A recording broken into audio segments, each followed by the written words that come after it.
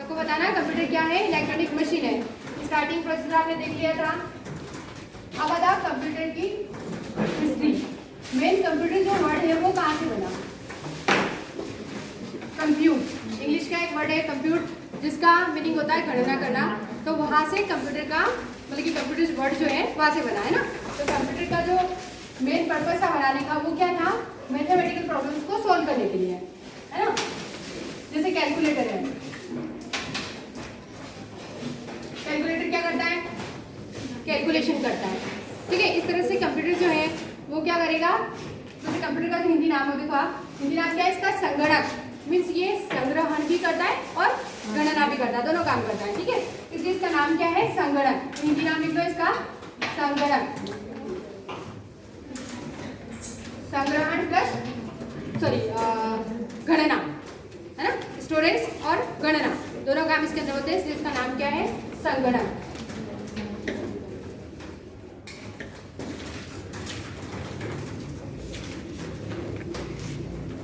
हाँ, तो अभी अपन पढ़ेंगे कंप्यूटर हिस्ट्री और उसकी जनरेशंस और उसके टाइप्स। तो कंप्यूटर की हिस्ट्री में आपको पता चलेगा कि पहला कंप्यूटर कौन सा था, किसने बनाया, क्यों बनाया, कब बनाया, ठीक है। ये सारी इन्फॉर्मेशन आपको कंप्यूटर हिस्ट्री के अंदर पता चलेगी। तो पहले तो आपने देखा कंप्यूटर वर्ड की उत्पत्ति कहाँ से हुई? इंग्लिश का वर्ड है कंप्यूट, जिसका मीनिंग होता है गणना करना। तो यहाँ से कंप्यूटर वर्ड बना। फिर उसके बाद आप देखेंगे कि जो पहला कंप्यूटर है जिसका नाम है अबेकस। क्या नाम है? लिख लो इसको, अबेकस। ये किसने बनाया? अबेकस नाम के पर्सन है, जिसको अपन गिनतारे के नाम से भी जानते हैं। इसका नाम क्या है हिंदी में? गिनतारे। और अबेकस नाम के पर्सन ने इसको बनाया और इसको अपन अबेकस के नाम से भी जानते हैं, ठीक है। तो पहला जो कंप्यूटर था उसका नाम क्या था? गिनतारे, जो अबेकस नाम के पर्सन ने बनाया था, ठीक है। तो किसने बनाया पता चल गया।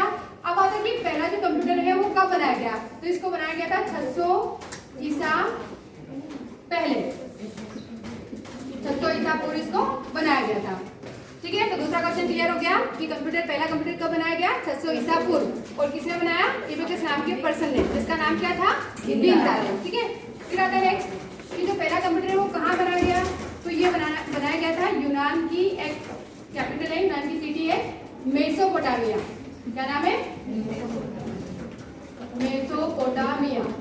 यूनान की सिटी है मेसोपोटामिया, यहाँ पे इसको बनाया गया, ठीक है। तो देखो कितने क्वेश्चन क्लियर हो गए, कब बनाया, किसने बनाया और कहाँ बनाया, ठीक है।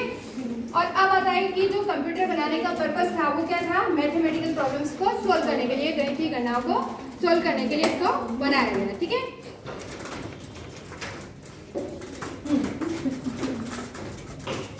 लिख लिया? यस। अब आता है कि जो ये सारी चीजें आपको पता चल गई हिस्ट्री के अंदर। अब आता है कि उसके बाद जो कंप्यूटर्स बनाए, कैलकुलेटर्स बनाए, वो किसने कब बनाए? फिर देखो एक 17वीं सेंचुरी के अंदर, 17वीं शताब्दी में एक डानन नेपियर नाम के पर्सन थे। डानन नेपियर, इन्होंने एक कैलकुलेटर का आविष्कार किया। अब कैलकुलेटर भी क्या करता है? कैलकुलेशन करने का काम करता है, ठीक है। और ये जो अबेकस था ना, ये सिंपल सा एक डिवाइस जैसा था, एक बॉक्स शेप जैसा था। उसके अंदर कुछ स्टिक्स लगी हुई आती थी, बॉल्स लगे हुए थे, बॉल्स को मैच करवाने से कैलकुलेशन हो जाती थी, ऐसे काम उसके अंदर होता था, ठीक है। अब उसके बाद कैलकुलेटर का आविष्कार हुआ 17वीं सेंचुरी के अंदर, डानन नेपियर नाम के पर्सन ने किया। फिर उसके बाद 1671 में एक बॉर्न गॉटफ्राइड नाम के पर्सन थे, बॉर्न गॉटफ्राइड। फिर इन्होंने एक कैलकुलेटर का आविष्कार किया, ठीक है। तो पहला कंप्यूटर तो इन्होंने बनाया 600 ईसा पूर्व, अबेकस नाम के पर्सन ने, गिनतारे। फिर उसके बाद डानन नेपियर ने एक कैलकुलेटर बनाया। फिर उसके बाद बॉर्न गॉटफ्राइड ने एक कैलकुलेटर बनाया, इसके बाद 1671 में। फिर उसके बाद 1837 में चार्ल्स बेबेज नाम के पर्सन थे, चार्ल्स बेबेज। कौन थे बताया आपको? कौन है?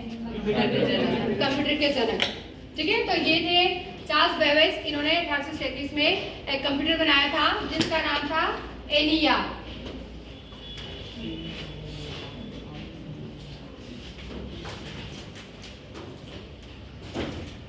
क्या नाम था इसका?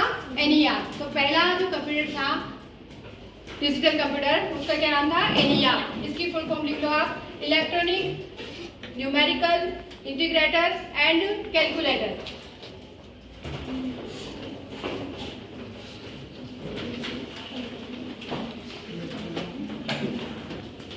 इलेक्ट्रॉनिक, न्यूमेरिकल, इंटीग्रेटर एंड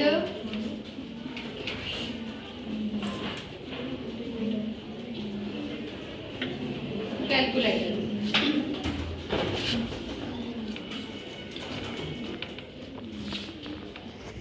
इसलिए कंप्यूटर के जो जनक हैं, कंप्यूटर के फादर है, कंप्यूटर के पितामह है, वो कौन है? Charles Babbage. ठीक है। और फिर इसके बाद से इन्होंने ऐसे कंप्यूटर की परिकल्पना की जो खुद से काम करते थे, जिनके अंदर आर्टिफिशियल इंटेलिजेंसी हो या फिर जो प्रोग्राम्स है उनके अकॉर्डिंग कार्य करने की कैपेसिटी हो, ऐसे कंप्यूटर्स की इन्होंने परिकल्पना की। ठीक है। बाकी चार्ल्स बेबेज जो थे वो कंप्यूटर के जनक थे। इनके एक साथी थे पास्कलिन करके, इनके साथ मिलकर इन्होंने कंप्यूटर बनाया था। ठीक है। और फिर इन्होंने जो कंप्यूटर बनाया था इसके अंदर इन्होंने कौन सी इंजन यूज की है?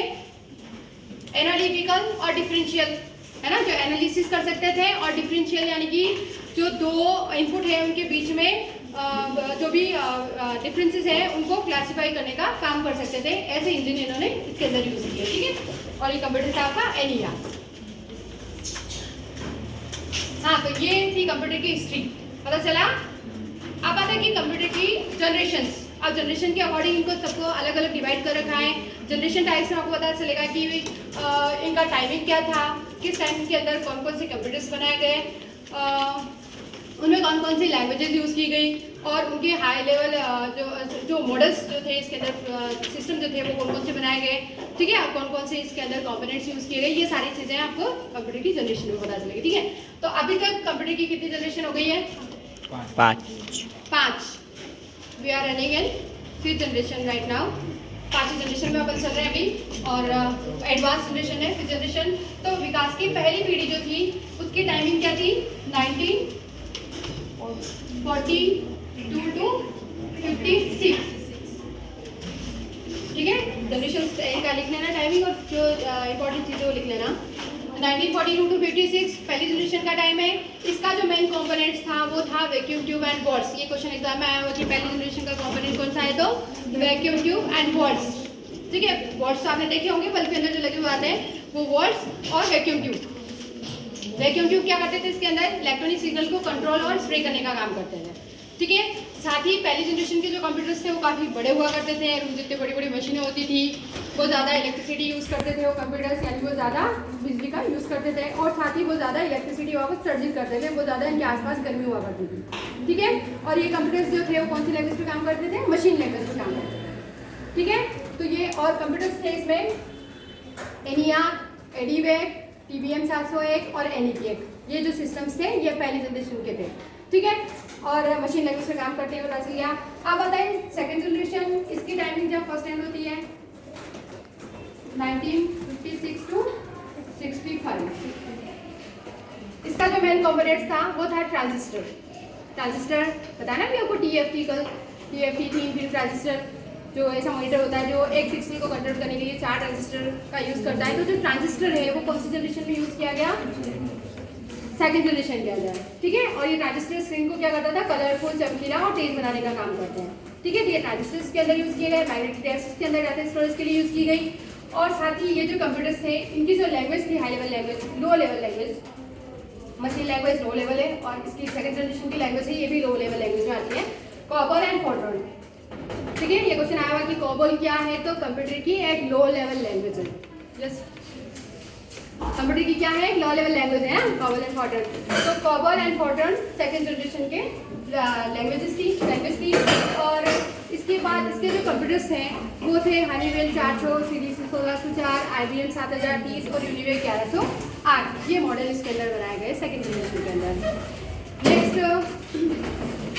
फिर आती है थर्ड जनरेशन, विकास की तीसरी पीढ़ी। इसकी जो टाइमिंग थी वो थी 65 to 75।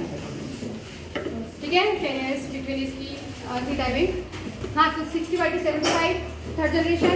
इसके जो मेन कंपोनेंट्स थे वो क्या थे? ICs, इंटीग्रेटेड सर्किट जिसे आप बोलते हो ICs। ठीक है। वो इसके अंदर यूज़ किया गया। इसके साथ इसमें लार्ज कैपेसिटी डिस्क यूज़ की गई और एक फ्लॉपी डिस्क जो छोटी डिस्क होती है जो 1.44 MB की होती है, 2 mm की मोटी होती है, 3.5 इंच की होती है, एक छोटी सी डिस्क होती है जो छोटी छोटी फाइल्स को इधर उधर यूज़ करने के लिए, यानी कि फाइल्स को इधर उधर लाने ले जाने के लिए काम आती थी। पोर्टेबल कौन समझे ना, यानी कि फाइल्स को एक सिस्टम से दूसरे सिस्टम में लाने ले जाने के लिए यूज़ की जाती है फ्लॉपी डिस्क, ठीक है। और ये जो कंप्यूटर्स थे इनकी जो लैंग्वेज थी वो कौन सी थी, Fortran, fort, pascal and basic. जैसे उसकी देखी हमने कॉबल फोर्ट्रॉन, इसकी फोर्ट्रॉन, फोर्ट, पास्कल और बेसिक, ये थर्ड जनरेशन की लैंग्वेजेस थी, ठीक है। और इसके जो कंप्यूटर्स थे वो थे IBM 360 और 370, ठीक है। एक था CDC 6600 और एक था PDP 8, PDP 11, ठीक है, 8 और 11। तो अब आप देखेंगे कि जो CDC 6600 है, लिख लेना इसको, CDC 6600 विश्व का पहला सुपर कंप्यूटर है ना, CDC 6600 विश्व का पहला सुपर कंप्यूटर जो कब बनाया गया था, 1964 के अंदर बनाया गया था, लिख लेना है ना इसका टाइमिंग। विश्व का पहला सुपर कंप्यूटर CDC 6600 तो 1964 में बनाया गया था। अभी अपनी जो जनरेशन चल रही है वो कौन सी चल रही है, 65 to 75, ठीक है, थर्ड जनरेशन, और इसको थर्ड जनरेशन में ले रखा है जबकि ये 1 साल पहले बन चुका था, है ना, हो गया यस। फिर आगे विकास की चौथी पीढ़ी 75 to 88, इसके अंदर जो मेन कंपोनेंट था वो क्या था, माइक्रो प्रोसेसर। जो सिस्टम में अभी चलता है, प्रोसेस करता है, वो क्या है, प्रोसेसर है, माइक्रो प्रोसेसर। ये जो माइक्रो प्रोसेसर है वो कौन सी जनरेशन में यूज आया, 4th जनरेशन में। और इसी जनरेशन से यानी कि आफ्टर 1988 जितने भी माइक्रो कंप्यूटर टाइप्स अपन पढ़ेंगे, तो माइक्रो कंप्यूटर जो डिजाइन हुआ पहला वो कब से हुआ, 4th जनरेशन में हुआ, यानी कि 75 to 88 वाली जनरेशन में हुआ, ठीक है, क्योंकि इसी में जो मेन कंपोनेंट है इसका माइक्रो प्रोसेसर वो यूज़ किया गया, ठीक है, जो अभी तक सिस्टम में यूज आता है। तो माइक्रो प्रोसेसर मेन इसका कंपोनेंट हो गया। अभी क्वेश्चन आता है कि माइक्रो प्रोसेसर कौन सी जनरेशन में यूज़ किया गया, तो 4th जनरेशन, या 4th जनरेशन का कंपोनेंट कौन सा है, तो माइक्रो प्रोसेसर, ठीक है। और इसके जो कंप्यूटर्स हैं वो थे IBM है, इसके साथ ही इसमें Cry 1, Cry 2, ये विश्व के सुपर कंप्यूटर, जैसे अभी पढ़ा ना आपने, CDC 6600 विश्व का पहला सुपर कंप्यूटर है। ऐसे ही Cry 1 और Cry 2 ये भी क्या है, विश्व के पहले, मतलब विश्व के सुपर कंप्यूटर में आते हैं इसके बाद वाले। और इस तरह से इसकी जो लैंग्वेज है, high level language 4th generation की, वो कौन सी है, C और C++। सुना कभी C++ के बारे में, सुना है खाली, हाँ। C और C++ क्या है, प्रोग्रामिंग लैंग्वेज है। जितने भी सॉफ्टवेयर प्रोग्राम्स जो बनते हैं ना वो किसके थ्रू बनते हैं, C और C++ के थ्रू, ठीक है। तो C++ क्या है, प्रोग्रामिंग लैंग्वेज है, जो इस लैंग्वेज की इस जनरेशन की हाई लेवल लैंग्वेज है। फिर उसके बाद ये जो कंप्यूटर्स थे इसके अंदर जो टेक्नोलॉजी थी वो कौन सी थी, VLSI टेक्नोलॉजी, यानी कि very large scale integration technology, यानी कि बहुत ज़्यादा बड़े पैमाने पे डाटा स्टोरेज और उनको क्लासीफाइड, उनको जस्टिफाई करने की जो कैपेसिटी थी वो कौन से कंप्यूटर के अंदर थी, 4th जनरेशन के कंप्यूटर में, ठीक है। इसके साथ ही इसमें सेमीकंडक्टर्स यूज़ किए गए, या सेमीकंडक्टर्स के अंदर यूज़ किए गए। और फिर उसके बाद से जितनी भी ऑप्टिकल डिवाइस हैं वो इसके बाद इसमें यूज़ की गई। और C और C++ की हाई लेवल लैंग्वेज हो गई। और फिर आते हैं नेक्स्ट विकास की 5वीं पीढ़ी, जिसमें अभी अपन चल रहे हैं। इसकी जो टाइमिंग है आफ्टर 1988 टू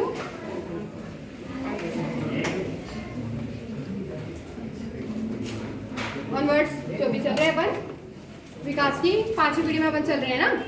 इसकी टाइमिंग क्या थी, 88 टू रनिंग में, है ना। हाँ, अब ये जो कंप्यूटर्स थे ये है जैसे अपने i3, i5, i7 जो भी चल रहे हैं, इनके एडवांस जनरेशंस आते जा रहे हैं। ये इसके मॉडल है, सिस्टम है। और 5वीं पीढ़ी की जो टेक्नोलॉजी है वो कौन सी थी, ultra large scale integration technology, ठीक है। अल्ट्रा लार्ज, इसकी थी वेरी लार्ज, इसकी है ultra large scale integration technology. और इसके साथ ही ये जो कंप्यूटर्स हैं इसकी जो लैंग्वेज है, हाई लेवल लैंग्वेज, वो कौन कौन सी है। एक तो वॉइस रिकॉग्निशन, जो एडवांस जो भी लेटेस्ट लैंग्वेज है, जिसमें आपने देखा तो गूगल असिस्टेंट करके ऑप्शन आता है जिसमें आप बोलते हो, और आपका काम हो जाता है ना। तो आप कहते हैं ना गूगल पे सब अवेलेबल है, सब मिलता है। तो सब कैसे मिलता है, आपको कुछ आता नहीं है, आप बोल देते हो काम हो जाता है, तो वो वॉइस रिकॉग्निशन है, वॉइस रिकॉग्निशन है ना, ये इसकी एडवांस लैंग्वेज है। इसके साथ ही इसकी लैंग्वेज जैसे कि जावा है, विजुअल बेसिक है, डॉट नेट है, HTML है, ये सारी क्या है, हाई लेवल लैंग्वेजेस है। डॉट नेट जैसे वेबसाइट्स वगैरह तैयार करने के लिए, HTML लैंग्वेज है तो वेब पेज तैयार करने के लिए, जावा, विजुअल बेसिक और ये C++, ये सारी क्या है, प्रोग्रामिंग लैंग्वेज है, प्रोग्राम बनते हैं इनसे, है ना। विजुअल बेसिक वगैरह है तो इनसे क्या बनते हैं, जितने भी कैलकुलेशन वाले प्रोग्राम करते हैं ना, कैलकुलेटर वगैरह, तो वो इससे तैयार होते हैं। हाँ, तो ये थी विकास की सारी पीढ़ियाँ, ठीक है। इनके बारे में मतलब कि मैं आपने सीखा कंपोनेंट्स, इनकी हाई लेवल लैंग्वेज और इनके मॉडल्स, ठीक है। अब आते हैं कंप्यूटर के प्रकार, टाइप्स ऑफ कंप्यूटर्स। इनको इनके प्रोसेसिंग, इनके परफॉर्मेंस और इनकी स्टोरेज कैपेसिटी के अकॉर्डिंग इनको क्या अलग अलग डिवाइड कर रखा है, ठीक है। तो 2 टाइप्स में डिवाइड कर रखा है इनको, कुछ साइज के आधार पे है, कुछ टेक्नोलॉजी के आधार पे, ठीक है।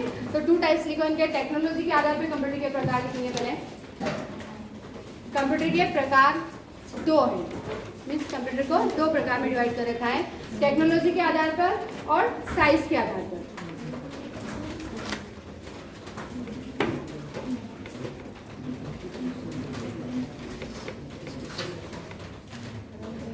फर्स्ट टाइप लिखो इसका, एनालॉग कंप्यूटर्स।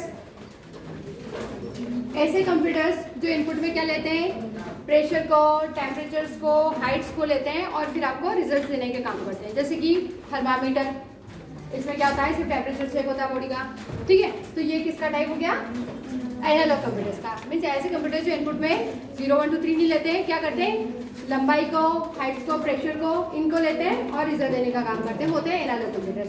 दूसरे कंप्यूटर्स आते हैं डिजिटल कंप्यूटर्स, जो इनपुट में क्या लेते हैं, 0 1 2 3 और कैलकुलेशन करके देते हैं, जैसे कि कैलकुलेटर या फिर अपने जो डिजिटल कंप्यूटर जो अपन यूज़ करते हैं पर्सनल यूज़ के लिए, वो सारे कंप्यूटर कौन से हैं, डिजिटल कंप्यूटर्स हैं, ठीक है। फिर उसके बाद आते हैं अपने हाइब्रिड कंप्यूटर्स, जो एनालॉग और डिजिटल दोनों का काम करते हैं। हाइब्रिड का मतलब आपको पता ही है, तो अलग टेक्नोलॉजी को मिलकर नई जो टेक्नोलॉजी बनती है वो होती है हाइब्रिड टेक्नोलॉजी, ना। तो एनालॉग और डिजिटल दोनों का काम करने वाले कंप्यूटर्स होते हैं हाइब्रिड कंप्यूटर्स। हाइब्रिड कंप्यूटर्स जैसे पेट्रोल पंप पे लगी मशीन है, इसके साथ ही जो अपने हॉस्पिटल वाली मशीन होती है उसके अंदर, या फिर अपने दूध डेयरी उद्योग वाली मशीन ले लो आप, या टोल टैक्स पे जो नीचे लगी होती है मशीन, वो उन सारी मशीन के अंदर क्या होते हैं, मतलब कि कौन सी मशीनें होती है, वो सारी हाइब्रिड मशीन होती है। तो टेक्नोलॉजी के आधार पे कंप्यूटर के प्रकार हो गए analogue, digital and hybrid computers. अब आते हैं नेक्स्ट साइज के आधार पे। साइज के आधार पे देखो कंप्यूटर के प्रकार, इनको 4 टाइप्स में डिवाइड कर रखा है, छोटे, बड़े, उससे बड़े और सबसे बड़े, या फिर बड़े, छोटे, उससे छोटे और सबसे छोटे, ठीक है। तो आप चाहो तो छोटे से पढ़ो, आप चाहो तो बड़े से पढ़ो, ठीक है। फर्स्ट आता है आपका सुपर कंप्यूटर, अपन सबसे बड़े कंप्यूटर से पढ़ेंगे, सुपर कंप्यूटर्स। नेम से क्लियर हो रहा है, सुपर कंप्यूटर। ये कंप्यूटर्स जो है, ये स्टोरेज कैपेसिटी, इनकी जो रीजनसी होती है, या फिर इनकी जो कार्य क्षमता होती है, या इनकी परफॉर्मेंस जो होती है, ये सारी जो चीज़ें हैं, मतलब कि इन सारी चीज़ों को लेंगे तो ये सबसे शक्तिशाली कंप्यूटर जो होते हैं वो कौन से होते हैं, सुपर कंप्यूटर। इनकी आकार, इनकी स्टोरेज कैपेसिटी, भंडारण क्षमता और परफॉर्मेंस, इन सब के आधार पे सबसे शक्तिशाली कंप्यूटर्स जो है वो है सुपर कंप्यूटर्स, ठीक है। इनमें सबसे अति विशिष्ट मशीनें होती है वो यूज आती हैं, और ये जो कंप्यूटर्स हैं वो कौन यूज करता है, यस, साइंटिस्ट जो यूज करते हैं वो कौन से कंप्यूटर है, सुपर कंप्यूटर्स। और इनका जो यूज है वो क्या है, सैटेलाइट्स को कंट्रोल करने के लिए, जैसे नासा के थ्रू जितने भी अंतरिक्ष यान लॉन्च होते हैं उन सबको कंट्रोलिंग का जो काम है वो कौन करता है, सुपर कंप्यूटर करते हैं, ठीक है। अब सुपर कंप्यूटर्स जो हैं, जैसे अभी आपने पढ़ा कि विश्व का पहला सुपर कंप्यूटर CDC 66 जो 1964 में बनाया गया था, फिर उसके बाद क्राई 1 क्राई 2 ये विश्व के सुपर कंप्यूटर में आते हैं। ऐसे ही कुछ पॉपुलर जो सुपर कंप्यूटर्स हैं वो आप लिख लो, जैसे एक है IBM,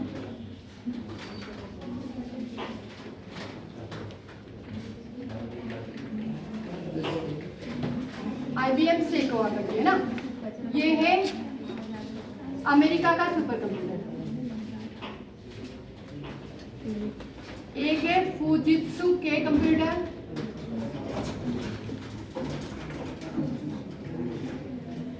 फुजित्सु के कंप्यूटर जापान का। और फिर अपना भारत का पहला सुपर कंप्यूटर कौन सा है? परम। आपने नाम सुना ही होगा, परम सुपर कंप्यूटर भारत। तो IBM सेकोआ ये अमेरिका का सुपर कंप्यूटर है, फुजित्सु के कंप्यूटर जापान का है और परम सुपर कंप्यूटर भारत का है। ठीक है, तो ये कुछ popular super computers. Right colour को हो गया। हाँ, अब सुपर कंप्यूटर्स जो है वो क्या क्या काम करते हैं? सैटेलाइट्स को कंट्रोल करने का काम करते हैं। इसके साथ ही ये जैसे मौसम की भविष्यवाणी है ना, कब बारिश आने वाली है, कब वोल्केनो फटने वाला है, कब भूकंप आने वाला है, भूकंप की तीव्रता कितनी है, ये सारी इंफॉर्मेशन, या फिर अर्थ में कहाँ पे क्या चीज़ है, इन सब चीज़ों की इंफॉर्मेशन, या जितना भी संचार जो सैटेलाइट के थ्रू संचार चलता है, यानी कि जो कम्युनिकेशन जो है वो सारा किसके थ्रू कंट्रोल होता है? सुपर कंप्यूटर के थ्रू। ठीक है, हाँ, तो ये थे सुपर कंप्यूटर सारे। अब आते हैं, इसके बाद आते हैं मेन फ्रेम कंप्यूटर्स। ठीक है, ये तो है सबसे महंगे और सबसे शक्तिशाली कंप्यूटर्स। फिर आते हैं दूसरी टाइप के कंप्यूटर, मेन फ्रेम कंप्यूटर्स। ये भी काफ़ी शक्तिशाली होते हैं, ये भी बहुत महंगे कंप्यूटर्स होते हैं और ये यूज़ करते हैं जो बड़ी बड़ी कॉर्पोरेटिव संस्थाएं होती हैं, जो इंश्योरेंस कंपनीज होती हैं, जो बैंक्स हैं, वो सारे जो यूज़ करते हैं ना, वो कौन से कंप्यूटर है? मेन फ्रेम कंप्यूटर से। ये बहुत ज़्यादा लार्ज वॉल्यूम डाटा को स्टोरेज कर सकते हैं और उनको तीव्र गति से प्रोसेस करने का काम कर सकते हैं। ये कंप्यूटर होते हैं मेन फ्रेम कंप्यूटर्स। ठीक है, कुछ पॉपुलर मेन फ्रेम कंप्यूटर्स हैं, उनके नाम भी लिख लो आप। ये तो सारे सुपर कंप्यूटर्स हैं। मेन फ्रेम कंप्यूटर्स में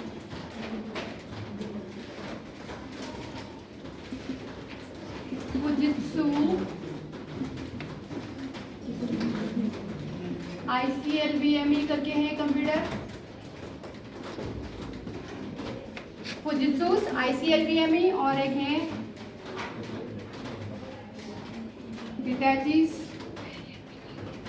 Z800। फुजित्सु, ICLVME और हिताची Z800 ये मेन फ्रेम कंप्यूटर्स के टाइप हैं।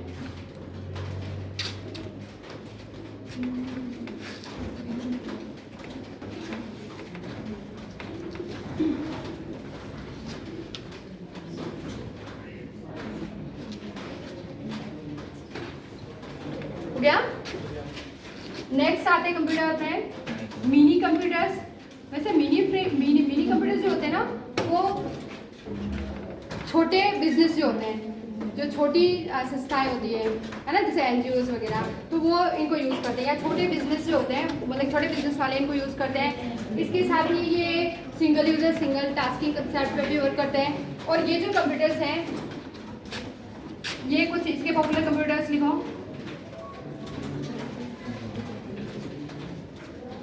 इसका है एक K202 करके है,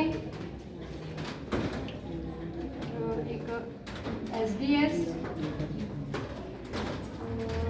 92 करके है, SDS 92, और एक है टेक्सास इंस्ट्रूमेंट,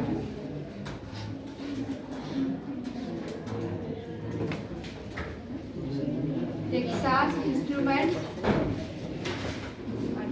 TI 990। ठीक है, ये कुछ पॉपुलर मिनी कंप्यूटर्स के नाम है।